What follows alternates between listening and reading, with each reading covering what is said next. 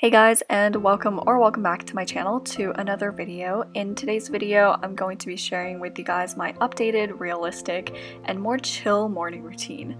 I remember making a very similar video a couple of months back in the summer, and many of you seem to have enjoyed it or at least found it somewhat interesting, so I thought I would do an updated one since a lot has changed since then. I no longer have 5 classes a day, I don't have to wake up at 5 a.m. I'm finally getting more than 5 hours of sleep. But anyways, having not had enough sleep for a consistent 5 months, I really decided to prioritize fixing my sleep schedule and establishing good habits this year. So here's the morning routine that I've been trying to follow. If you guys are interested in seeing a nighttime routine where I'd delve deeper into talking about other ways I've adapted to better my sleep schedule, then leave that in the comments. Now, enough of me talking about how sleep deprived I am. Let's get started with the video. So I start my morning at 7 a.m. now compared to the good old dreadful-ish 5 a.m. in my last video, which by the way was not pleasant as I slept later and later at night, so of course I woke up gradually later. Anyways, given that I wake up around 7 a.m. now, I have a good hour and a half before I need to head out the door, so there's really no rush for me to get out of bed immediately. And so instead, I lay in bed for a good 20 minutes doing one of these 3 things, or sometimes all of them if I'm feeling a productive day ahead. Most often, I just lay in bed and think about random things. This would include me trying to recall my usually scary dream I had the night before, or what I'm going to do today, what I want to eat for breakfast, and just overall reassuring myself that everything will be okay. Something else I've been doing just recently is listening to the news on my Google Home, so this helps me kind of get rid of the old habit of waking up and going on my phone immediately after. From Japan, the federal government says it is chartering a plane to evacuate citizens from the Diamond Princess. And the last thing I sometimes not very often consider is to read. If I'm feeling particularly awake on a certain day, then I usually go with reading, but most of the time I save that for a little later.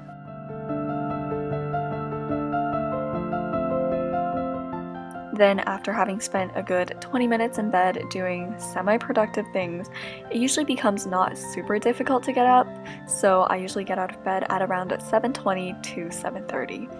And then I will immediately make my bed, and since I mentioned a little bit about establishing habits, I guess another thing I've been trying to stay consistent with is making my bed every morning.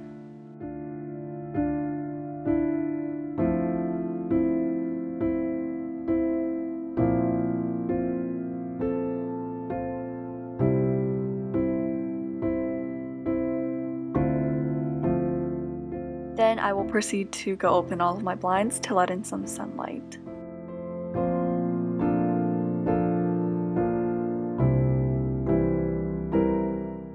And eventually I make my way to the washroom where I do the usual of brushing my teeth, washing my face, brushing out my hair, and I guess all of that is usually done by 7:45.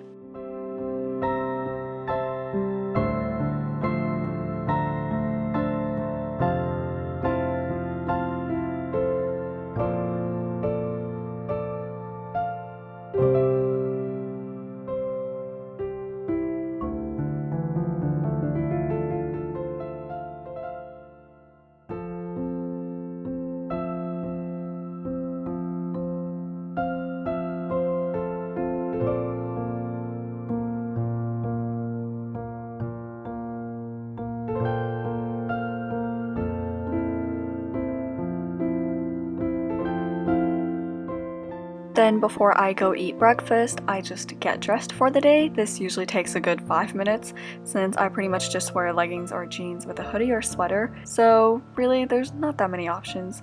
And so today I'm wearing some blue ripped jeans with a cropped gray hoodie. Now on to breakfast. I usually have a variety of different things throughout the week, but today I'm just having some croissant with a peach. After breakfast, I'll just grab my phone for the first time of the day, so at around 8 o'clock, so an hour after I've woken up, and I'll just lay on my bed and check Instagram, YouTube, and Facebook for like a good 5 minutes. And I think it's just these days I've realized that there's really nothing interesting on social media, so it's not really worth that much of my time. Hence, I've not been very active on there, but I've found myself a lot less stressed. So if you ever feel overwhelmed, then definitely consider quitting social media or your phone for a couple of days. So after I've been on my phone for a little bit, I will finally sit down at around 8:05 at my desk and pull on my computer to my Google Docs file where I've been doing the majority of my planning the past couple of months. Because of the overwhelming amount of things I needed to get done these past many months, it really challenged me to try different planning methods, and this one just seemed to be the one that works the best for me.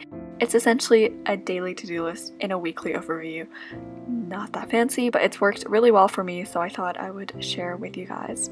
Okay, so here's how my planning page looks like.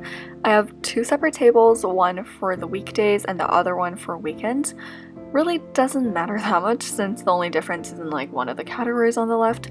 Anyways, the one up top is the one I use for the weekend. So down the first column I've listed events, morning, afternoon, evening, and notes, and across I have listed the day of the week along with the date. As for events, I mainly use it to record 3 different types of information, one being actual events that I have to attend, such as going to a meeting or hanging out with friends, other ones being deadline for assignment, which is my chemistry paper that I have to hand in by this Friday, and the other one is just test dates.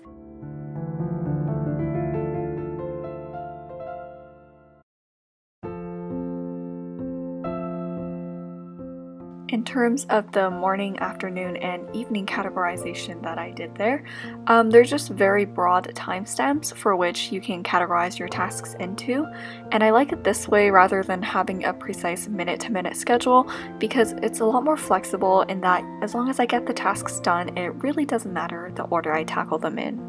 As you can see, I use bullet points for everything, and once I've completed it, I will just cross it out. And for the notes section at the bottom, I really just write down any brief notes about how I feel or any interesting news I've heard that day.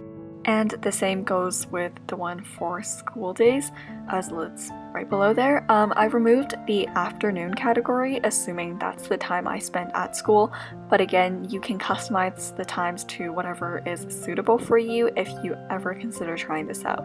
And now I've decided to include the rest of the clips of me filling this out for this upcoming week.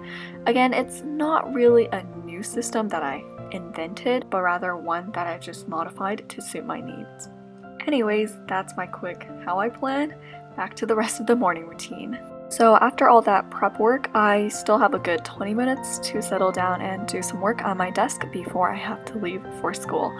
So having only 3 classes a day, that leaves me with a free block every day at school. So if I ever need to catch up on doing any work for any specific class that I've not finished the night before, then I will usually best utilize that block to do that. However, for the 20 minutes that I have in the morning, I most of the time spend it reading for English class, and we're currently reading A Bird in the House by Margaret Lawrence.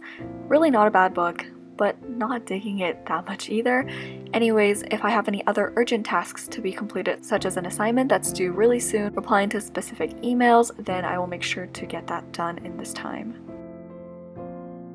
And in this clip, I was just finishing up some geography notes for my upcoming unit test.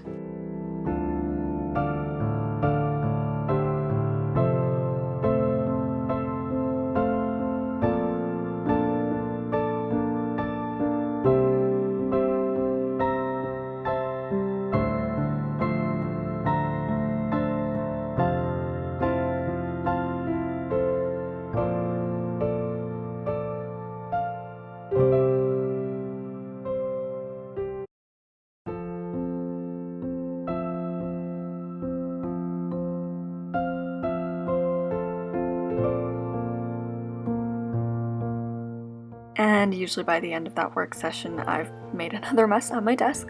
So 5 minutes before I have to head out, I will just quickly clean up my desk space, and then I will pack my backpack according to the classes I have on that specific day. The system itself is confusing, but in short, I have different classes every day, so I need to make sure that I pack the right folders. Then I will go to the kitchen and grab my lunch, a snack, and fill up my water bottle. And at 8:40, the latest, I will finally head out the door and go to school. That is my very relaxed, chill, and semi-productive morning routine that I've been very much enjoying. And that is it for this video. Thank you guys so much for watching. If you enjoyed it, don't forget to give this video a thumbs up, subscribe, and check out more of my content. And once again, I'm saying this at the end, but so sorry for not uploading in about 5 months. I promise I'll be back, and definitely look out for more interesting and fun videos as I plan to do new things on this channel in 2020. Once again, thank you guys for all the support, and I will see you guys in my next video. Bye guys!